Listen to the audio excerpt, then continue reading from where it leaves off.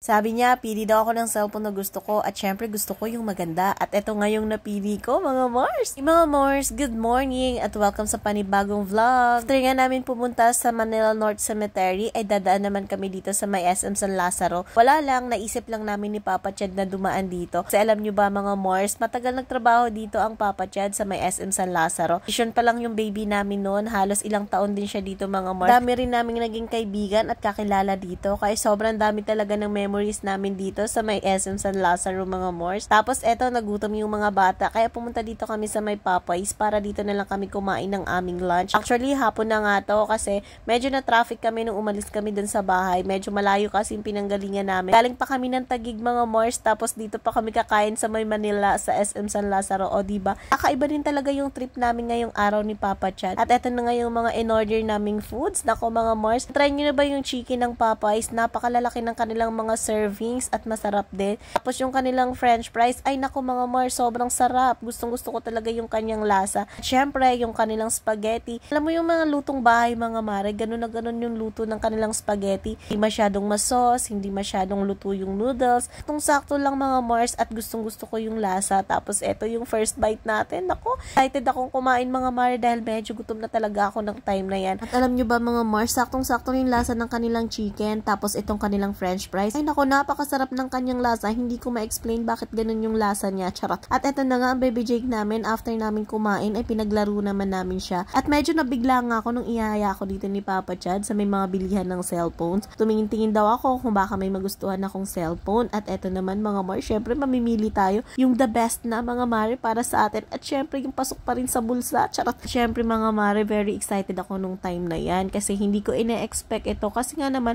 dito kami sa may SM San Lazaro. Sino ba na makakalaing bibili ka dito sa may SM San Lazaro? Samantalang nakatira ka sa Taguig, di ba? Pag nagka-problema yung cellphone, napakalayo naman ng pagsasuslian mo, di ba? Kaya eto mga Mars, na tinitignan ko, Xiaomi na Note Pro mga mare, Note 12 Pro, tapos itong Galaxy 24. Nako mga Mars, kung makita ko to mga mare, talagang na-in love ako. Matagal ko nang tinitignan yung cellphone na to, kaso nga lang, ako mga mare, kasi sobrang mahal niya. Alam niyo yun mga Mars, parang feeling ko, ilang taon ko muna siyang pag-iipunan bago ko siya mabili ng cash. Charot. Eto na nga mga Mars, sabi ni Papa Chad, mamili daw ako yung sakto sa paggagamitan ko. Akala ko talaga mga Mars ay para sa kanya yung cellphone. Kaya inisip ko mga mare, hindi para sa akin to. Kasi usapan kasi namin noon ni Papa Chad, pag bumili kami ng bagong cellphone, nang sa kanya. Tapos yung lumang cellphone niya, yung ginagamit ko, magpa-vlog mga Mars, etong pang video ko ngayon, yun ang mapupunta sa akin. Dahil gustong gusto ko talaga yung cellphone niya mga Mars. Kaya eto, tuwang-tuwa na ako kasi iniisip ko,